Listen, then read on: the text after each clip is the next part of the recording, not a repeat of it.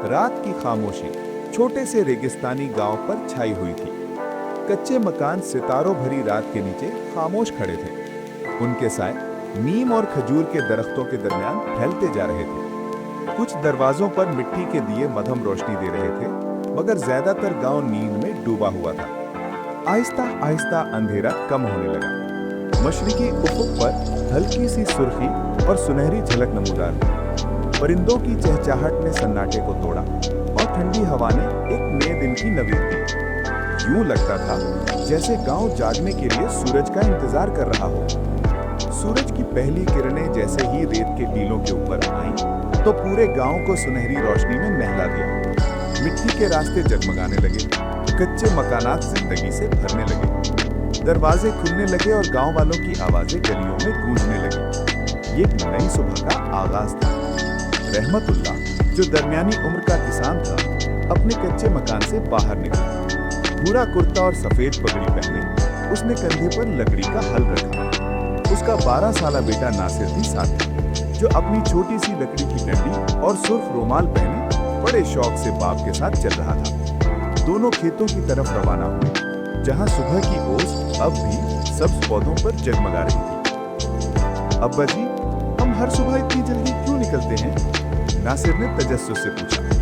रहमतुल्लाह ने मुस्कुराकर कहा, बेटा, सुबह का वक्त सबसे कीमती है। जमीन सुबह की मेहनत को सुनती है और उसी मेहनत का फल मीठा होता है। नासिर ने इस बात में सर हिलाया। उसकी आंखों में सवाल भी थे और ख्वाब भी।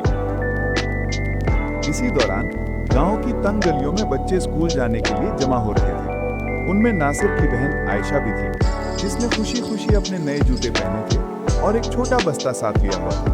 वो गुनगुनाते हुए चल रही थी। रास्ते के किनारे बुजुर्ग उस्ताद जी खड़े थे, सफेद दाढ़ी और लकड़ी का सहारा लिए बच्चों को दुआएं दे रहे थे। बच्चों, ये नई सुबह तुम्हारे लिए अल्लाह का इनाम है। मेहनत से पढ़ो, इल्म हासिल करो, कल तुम ही गांव को तरक्की दोगे। बाजार की तरफ छोटी छोटी दुकानें खुलने लगी। मिट्टी के बर्तन, सब्जियां और गल्ला सजाया जा रहा था। औरतें रंग बिरंगे दुपट्टे ओढ़े घड़ों में पानी भरने के लिए कुएं की तरफ जा रही थी।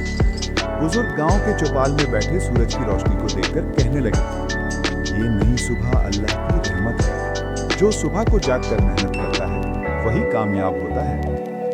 दिन चढ़ते ही गांव जिंदगी से भर गया। किसान खेतों में, बच्चे स्कूल में, औरतें घरों में और छोटे बच्चे खेल के मैदान में। कहकहे और मेहनत की आवाजें एक साथ गूंज रही थी। पूरा गांव सूरज की रोशनी में नहा गया। मगर ये रोशनी सिर्फ मिट्टी के मकानों में नहीं, बल्कि गांव वालों के दिलों में भी थी।